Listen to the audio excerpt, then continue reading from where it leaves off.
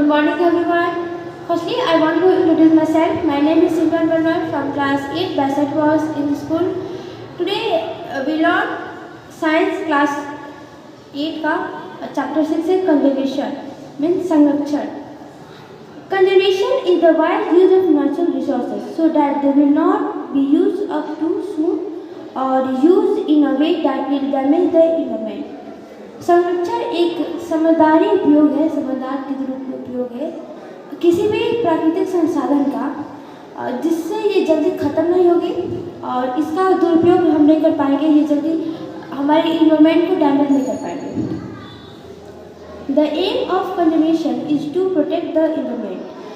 संरक्षण करने का सबसे महत्वपूर्ण लक्ष्य ये है कि हम अपने इन्वायरमेंट को बचा सकें, उसका प्रोटेक्ट कर सकें. Conservation means wise and judicious use of resources. संरक्षण मतलब होता है समझदारी करना, समझदारी दिखाना एक संसाधन की तरफ. Natural resources are material produced by the environment and used by people. Natural resources जो प्राकृतिक संसाधन है वो एक प्रकार का मटेरियल है जो इन्वायरमेंट में प्रोड्यूस होता है और पीपल के द्वारा यूज किया जाता है.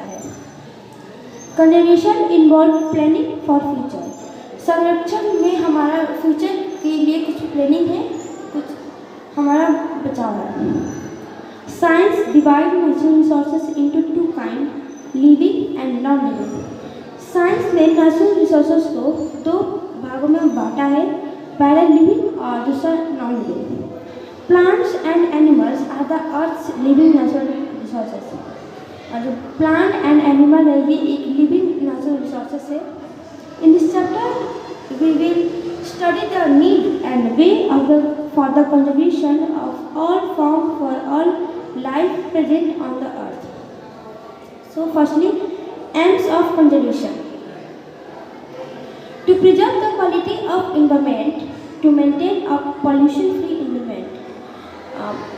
कंजर्वेशन करने का जो पहला एम हम कह सकते हैं कि हमारे इन्वायरमेंट को क्वालिटी को बचाए रखना है और हमारे जो इन्वायरमेंट में जितनी पॉल्यूशन होता है इसको हम कंट्रोल कर सकते हैं, क्योंकि जितनी भी पॉल्यूशन है उसमें अगर कोई कंट्रोल करता है तो उसमें महत्वपूर्ण भूमिका हमारे कंजर्वेशन का आता है. To ensure a continuous yield of useful plant, animals and material for generation to come. और कंजर्वेशन की एक और महत्वपूर्ण भूमिका है कि बहुत से जीव जंतु के होते हैं जनरेशन, उसको बचाए रखना, क्योंकि बहुत से जानवर या पौधे लुप्त होने के कगार पे आ चुके हैं. तो उनका कंजर्वेशन अगर हम नहीं करें तो आने वाले समय में वो लुप्त हो जाएंगे. To prevent biodiversity because it provide us with food, water and oxygen, regulate the climate and some form of pollution. Biodiversity को बचाए रखने का भी बहुत महत्वपूर्ण भूमिका है कंजर्वेशन का, क्योंकि बायोडाइवर्सिटी मतलब पानी तंत्र, ये जैव विविधता, ये हमें फूड, वाटर, ऑक्सीजन प्रोवाइड करता है. 10. For the further use of natural resources, we should conserve the natural resources such as water, soil and fossil fuel. और हमें कुछ और नेचुरल रिसोर्सेज को भी संभाल के रखना चाहिए, for example water, soil and fossil fuel, क्योंकि दिन पर दिन जनसंख्या बढ़ते जा रहा है और नेचुरल रिसोर्सेज या किसी भी रिसोर्सेज का उपयोग बढ़ रहा है, लेकिन इसका जो निर्माण है वो नहीं हो पा रहा है उस मात्रा में. Conservation of soil. Following steps will go a long way in conserving the fertile soil. First, deforestation should be checked firmly. Deforestation is actually responsible for the floods and fast-moving wind. Soil को संरक्षण रखने का जो पहला कदम हो सकता है ये है कि डेफोरेस्टेशन. लोग काट लेते हैं पेड़ पौधों को, फिर लगाते नहीं है. जिस मात्रा में काटा जाता है उस मात्रा में लगाया नहीं जाता है. इसके कारण कई जगह बाढ़ आती है. Tall tree such as poplar and eucalyptus should be planted along the boundaries of fields. The trees will check the speed of fast-moving wind and prevent loss of topsoil. टाल ट्री फील्ड के side में लगाना बहुत ज़रूरी है. है और मिट्टी के कटान को बचाता है, क्योंकि किसी फील्ड में अगर टाल ट्री आप नहीं लगाओगे तो हवा आएगी और बीच की जितनी फसल में बर्बाद कर देंगे। और जो कॉफ़ी का फसल होता है उसमें टाल ट्री साइड में लगाया जाता है, क्योंकि कॉफ़ी को डायरेक्ट सनलाइट नहीं चाहिए, उसे इनडायरेक्ट रूप में चाहिए, तो इसलिए शायद टाल ट्री लगाए गए साइड में। The canals and the water channels from the canals should be made with concrete or bricks so that water does not percolate and cause water logging. जितनी भी कैनल्स बनती है या वाटर चैनल ये concrete की बनी होती है या ब्रिक्स की। जो कैनल्स और वाटर चैनल कंक्रीट और ब्रिक्स के बनते हैं वो बहुत हार्मफुल होते हैं और इससे पर्कुलेट नहीं हो पाता है वाटर, इसलिए वाटर अच्छे नहीं होते। उनमें कुछ ब्रिक्स के या कंक्रीट की कुछ बुरी चीज़ें वाटर में चली जाती है, ये हमारे लिए अच्छी नहीं होती है। Farm animals should not be allowed to graze in the fertile soil field. कुछ फार्म एनिमल्स हैं उन्हें अलाउ नहीं है होना चाहिए जो फर्टाइल सॉइल में ग्रेज करने के लिए, चरने के लिए, क्योंकि वो फर्टाइल सॉइल को ही ग्रेज कर लेंगे तो फिर हम उपजाऊ मिट्टी नहीं पा पाएंगे। The dried stem should not be burned in the field. They must be uprooted. This prevents death of microorganisms. जितनी भी सूखी लकड़ियाँ या पत्तियाँ होती हैं उन्हें हमें जलाना नहीं चाहिए। हम उसको अगर अपरूट कर दें, गाड़ दें मिट्टी में, तो ये हमें एक डेड माइक्रो ऑर्गेनिज्म के रूप में मिल जाएगा जो बहुत एक न्यूट्रिशन, पौधों के न्यूट्रिशन के लिए काम करेगा। Big or small dam should be made on the rivers to check flooding in rainy season. बड़े और छोटे डैम बनते हैं उसे हम बनाना चाहिए ताकि हम रेनी सीजन में किसी भी बाढ़ को देख सके, चेक कर सके कि बाढ़ आने वाला है तो उसको संरक्षण कर सके मिट्टी का। Next, conservation of water. Water can be conserve in the following way. First, by keeping it pollution free. Second, by using it wisely. हम वाटर का संरक्षण दो महत्वपूर्ण रूप में कर सकते हैं। पहला कि हम इन्हें पॉल्यूशन फ्री कर सकते हैं, क्योंकि आपने सुना होगा कि अब पानी की बहुत कमी आ रही है, लेकिन फिर भी हम बहुत सोचते हैं कि 71% से भी ज़्यादा पृथ्वी पर पानी हो गया, फिर कैसे कम है। हाँ बिल्कुल, 71% से पानी ज़्यादा है पृथ्वी पर, बट सारे खारे हैं, अच्छे नहीं हैं और बहुत थोड़ी मात्रा में पीने लायक पानी, इसलिए हम कहते हैं कि पानी कम है हम मनुष्य के यूज के लिए। सो पॉल्यूशन फ्री बनाना है वाटर को। सेकेंड है बाय यूजिंग इट वाइजली। पानी का दुरुपयोग नहीं करना चाहिए हमें। आपने घर घर पर देखा है बहुत लोग ज़्यादा बेसिक यूज़ करने तो ब्रश करने तो नल खोल देंगे, फिर अपना ब्रश करेंगे, तो ये सारा पानी का वेस्ट है। सो इससे अवॉइड होना है। नेक्स्ट, बायोडाइवर्सिटी, जैव विविधता। Biodiversity means the variety and variability of organism in the world. जैव विविधता वो है जो एक ही क्षेत्र में कई तरह तरह के लोग, तरह तरह के जीव रहे। Variability means the possibility of variation. Variability मतलब होता है ज़्यादा से ज़्यादा एक क्षेत्र में कई प्रकार के, विभिन्न प्रकार के जीव। Consider an orchard with 2 types of mango tree and 3 types of banana tree. Consider an orchard with 2 types होते हैं, mango tree and 3 types होते हैं, banana tree. The variety in the orchard is present by the banana and mango tree. Orchard में कई variety present है banana and mango में. The variability on the other hand include all form of life. अगर हम other hand में viability देखें तो for example plants, animal and micro organism present on earth. एक अगर हम दूसरी तरफ से समझने की कोशिश करें बायोडाइवर्सिटी को, तो हम इस तरह समझ सकते हैं कि पृथ्वी पर प्लांट रहते हैं, माइक्रो ऑर्गेनिज्म रहते हैं, प्लांट्स रहते हैं इत्यादि एक्सेट्रा रहते हैं। सो एक बायोडाइवर्सिटी है अर्थ का। Now understand the term wild life. Wildlife means life in a wild habitat. For example, plants and animals present in nature. Wildlife means होता है कि life wild में life habitat.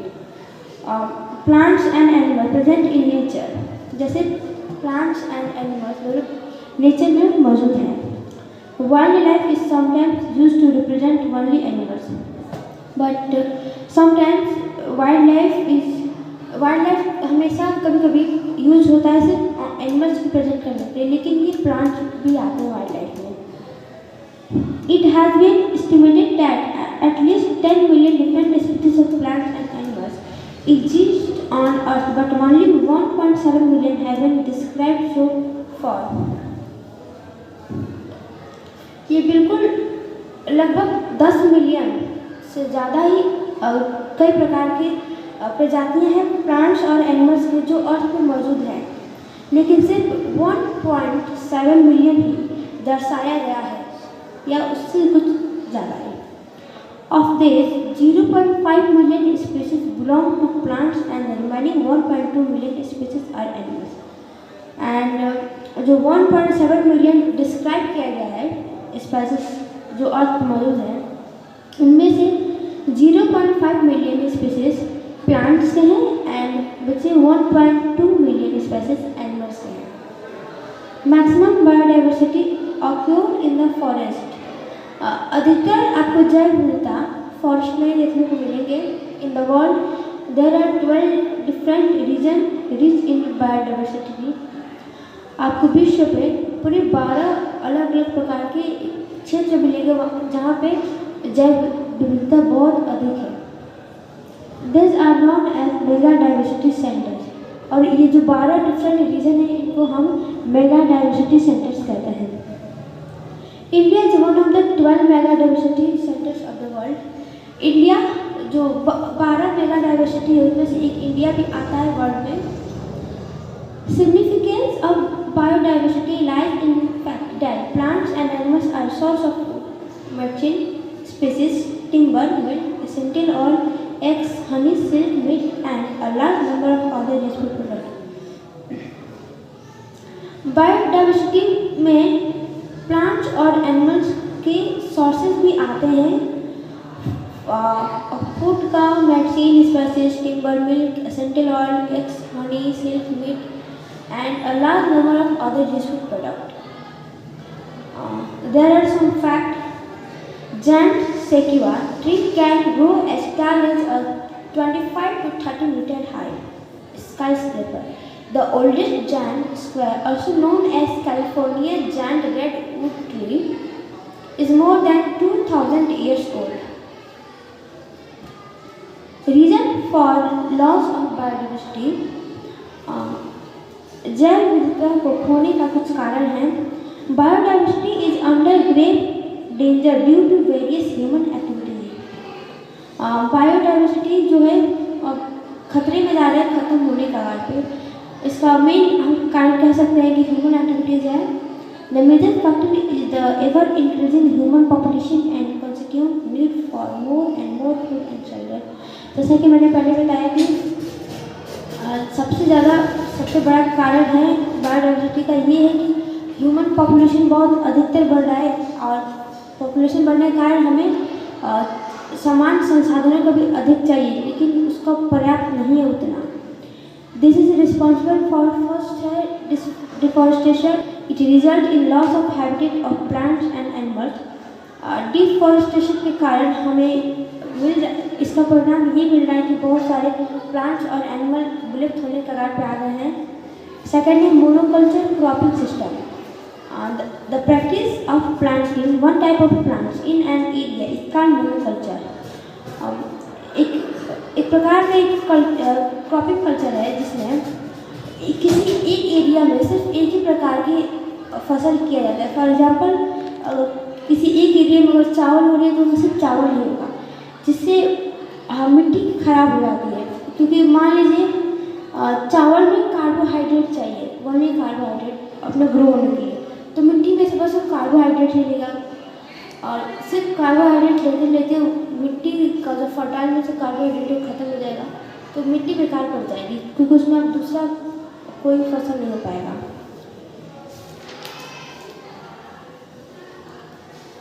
Excessive grazing, third point is increasing population of domestic animals cause excessive grazing। जो population है domestic animal के, ये excessive grazing का सबसे बड़ा कारण है poisoning of biodiversity.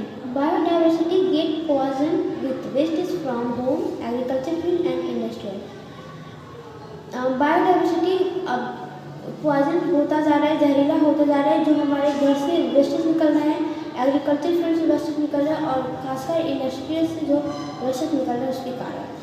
The most serious threat to biodiversity comes from habitat destruction. Habitat destruction take place due to deforestation. सबसे बड़ा सीरियसली बायोडाइवर्सिटी आया है हैबिटेट डिस्ट्रक्शन से, और हैबिटेट डिस्ट्रक्शन का सबसे बड़ा कारण है डिफोरेस्टेशन। तो हम कह सकते हैं कि बायोडाइवर्सिटी का अगर सबसे ज़्यादा हानिकारक के लिए कोई कारण है तो वो है deforestation. Extinction of species. There are some species of plants and animals which have been lost are called extinct species. कुछ स्पीसीज हैं, प्रजाति हैं प्लांट्स और एनिमल के जो अब लॉस्ट होने वाले हैं, उन्हें एक्सटिंक्ट प्रजाति कहते हैं, extinct species. Causes of extinction है फर्स्ट है indiscriminate hunting.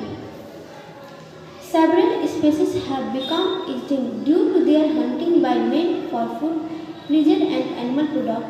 The example are disappearance of the bird dodo in Maldives and cheetah in India, extinct plants and Brahmakamal and sarpagandha. बहुत से प्रजाति लुप्त होने के कगार पे आ गए हैं सिर्फ उसके हंटिंग के कारण। मैन उनका हंटिंग करते हैं फूड के लिए और एनिमल का हंटिंग होता है उसके एनिमल प्रोडक्ट के लिए। फॉर एग्जांपल जो नॉन वेजिटेरियन है वो एनिमल्स का हंटिंग करते हैं अपने नॉन वेजिटेरियन फूड के लिए। और डोडो एग्जांपल है, एक बर्ड है डोडो जो मॉरिशस में पाया जाता था, अब एक्सटिंक्ट होने के कगार पे आ गया है। फिर सेकंड एक चीता है इंडिया में, वो भी एक्सटिंक्ट करने के कगार पे आ गया है एनिमल में। और ब्रह्मकमल एंड सर्पगंधा प्लांट से जो दो एग्जांपल हैं इंडिस्क्रिमिनेटेड हंटिंग। सेकेंड है forest fire. Setting the forest on fire not only kill the useful animals but also cause large scale destruction of the plant life. कभी कभी हम सुनते हैं कि अमेजन के जंगल में आग लग गई, एयर है वहाँ आग लग गई, तो इस आग के कारण बहुत ज़्यादा एनिमल मारे जाते हैं और साथ में बहुत सारे प्लांट की प्रजाति भी खत्म हो जाती है। ये कह सकते हैं कि बहुत लार्ज स्केल में तबाही हो जाती है कई सारी प्रजातियों की। Classification of species. The international union of conservation of nature and natural resources IUCN has classified the species of plant and animals into 4 categories. IUCN एक कह सकते हैं कि इंटरनेशनल तौर पे एक संस्था है, उसने प्लांट्स और एनिमल को 4 कैटेगरीज में बांटा है। फर्स्ट है rare species. These species at present occur in small numbers in the world. Rare species वो होते हैं जो पृथ्वी पर बहुत कम मात्रा में मौजूद हैं। For example golden cat, Indian pied hornbill, crustless, Himalayan bird etcetera. Second है endangered species. These species are in danger of extinction. Such species are not likely to survive if the causal factor continue to operate. कुछ species हैं जो ख़त्म होने के कगार पर आ गए हैं, ये सर्वाइव नहीं हो पा रहे क्योंकि उनके अनुसार वैसा वातावरण नहीं मिल पा रहा है। For example Indian dinosaur, Asiatic lion, crocodile, blue whale etcetera. Third है threatened species. The species which are in one of the above categories are called threatened species. वह स्पीसीज जो या तो इंडेंजर्ड स्पीसीज में आए या तो रेयर स्पीसीज में, उन्हें हम थ्रेटनेड स्पीसीज कहते हैं। एंड द लास्ट वन है vulnerable species. This are the species which are likely to move into the endangered category if the causal factor continue to operate. ये वल्नरेबल स्पीसीज वो होते हैं जो इंडेंजर्ड स्पीसीज जस्ट अब आगे बढ़ गए होते हैं।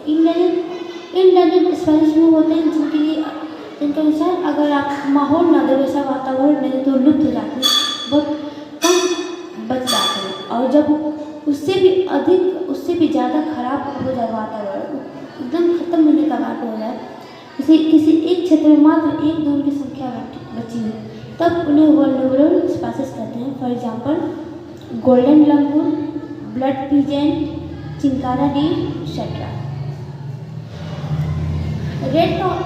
Red data book next topic है। The IUCN has prepared information on certain species of plants and animals on a worldwide basis. IUCN एक संस्था है इंटरनेशनल लेवल पे, इसने एक इंफॉर्मेशन प्रिपेयर किया है जिसमें थ्रेटनेड स्पीसीज है प्लांट्स एंड एनिमल्स पे वर्ल्ड वाइड बेसिस पे। Such and information is available in the book called red data book. और ये जो IUCN के द्वारा प्रिपेयर किया हुआ इंफॉर्मेशन है वो एक बुक पे अवेलेबल है और उसे हम रेड डाटा बुक कहते हैं। The red data book is completion of endangered wild life species. The red data book एक बुक है जिसमें इंडेंजर्ड वाइल्ड लाइफ स्पीसीज के बारे में दिया है। The first red data book of animals was complete in 1991। पहला रेड डाटा बुक आया था 1991 में। And in addition IUCN adopted a revised set of red list category in 1994. A book which gives a list of plants growing in protected area has also been published. It is called Green Book. वो book जो plant की growing का protect करता है किसी protect area में, उसे हम ग्रीन बुक कहते हैं। नेक्स्ट टॉपिक है conservation of biodiversity. Because of the above mentioned reason, biodiversity is under threat. Many species have been lost and more are on the verge and being lost. The situation is alarming. What could be done to conserve biodiversity? जितने भी हमने ऊपर mention हुआ है reason biodiversity के, ये बहुत बड़े हैं और इनसे बहुत ज़्यादा मात्रा में लॉस्ट हमें हुआ है बायोडाइवर्सिटी का। और ये सिचुएशन है अलार्मिंग का, जो में ऐलान करता है कि अब से हम सतर्क रहें कंजर्वेशन डाइवर्सिटी के लिए। Step to conserve biodiversity. First है biodiversity can be conserve by avoiding the cutting of trees means deforestation. हम बायोडाइवर्सिटी को बचा सकते हैं डिफॉरेस्टेशन को रोक के। Hunting of animals which is banned should be strictly enforced. Animals का हंटिंग करना हम बंद करें, जो बैन है तो हम उसे छोड़ दे, जबरदस्ती ना करें। अगर कोई कर भी रहा है तो उस पर फोर्स करें। Illegal trade in animal skin and elephant tusk should be check. और जो इलीगल ट्रेड होता है एनिमल स्किन पे, फॉर एग्जांपल लैंड के स्किन एंड एलिफेंट के जो दांत होते हैं उससे उसे हम चेक किए जाए, रोकें। Protected area like national park, wildlife sanctuaries and biosphere reserve should be established. Protected area जैसे national park, wildlife sanctuary और बायोस्फीयर रिजर्व जरूरी है बनाना अधिक से अधिक मात्रा में, जिससे हम बायोडाइवर्सिटी को बचा सकें। फिफ्थ है laws of conserve biodiversity should be enact and strictly enforced. कुछ जैव विविधता को संरक्षण के लिए कुछ कानून बनाना चाहिए और उसे हमें लागू भी करना चाहिए, और ताकि सभी लोग फॉलो करें। Dependence on wood as fuel should be reduced. Alternate sources of energy should be encouraged. Effective system to prevent and fight forest fire should be established. कुछ इफेक्टिव सिस्टम को बनाना चाहिए जो अगर फॉरेस्ट में फायर लगे तो उसे रोक सके। Environmental awareness program for the masses should be conducted on a large scale. कुछ environmental awareness program होने चाहिए, अब चाहे वो कंट्री लेवल हो या इंटरनेशनल लेवल हो, जिससे हमें अवेयरनेस मिले, लोगों को अवेयरनेस मिले। Regular survey to monitor the population of the all species in forest should be conducted. Regular survey होना चाहिए मॉनिटर के द्वारा सारे स्पीसीज के पॉपुलेशन में कि कहीं ज़्यादा स्पीसीज तो लॉस नहीं हो रहा है। And non non-governmental organization should be provided encouragement to undertake conservation work. और कुछ नॉन गवर्नमेंटल ऑर्गेनाइजेशन होता है NGO, ये भी ज़रूर इसमें हमें अब बढ़ोतरी करना चाहिए जिससे हम कंजर्वेशन को अंडरटेक वर्क कर सकें. Planting the trees should be undertaken. जिस तरह डिफॉरेस्टेशन किया जा रहा है उससे ज़्यादा हमें एफॉरेस्टेशन करना पड़ेगा, पेड़ पौधे लगाना पड़ेगा. And now protected area. The Government of India passed the Wildlife Act in 1972, under which protected area like National Park and Wildlife Sanctuary have been created under this act. A large number of National Park, Sanctuary and Biosphere Reserve have been established in different parts of India. जो भारतीय सरकार है उसने wild life act एक बनाया 1972 में, जो area को प्रोटेक्ट करने के लिए कुछ प्रोटेक्टेड एरिया बनाया गया जैसे national park and wild life sanctuary उसमें क्रिएटेड हुए थे. इस एक्ट के तहत एक बड़ी संख्या में national park, biosphere reserve, sanctuary आदि बनाया गया था अलग अलग भारत के हिस्सों में.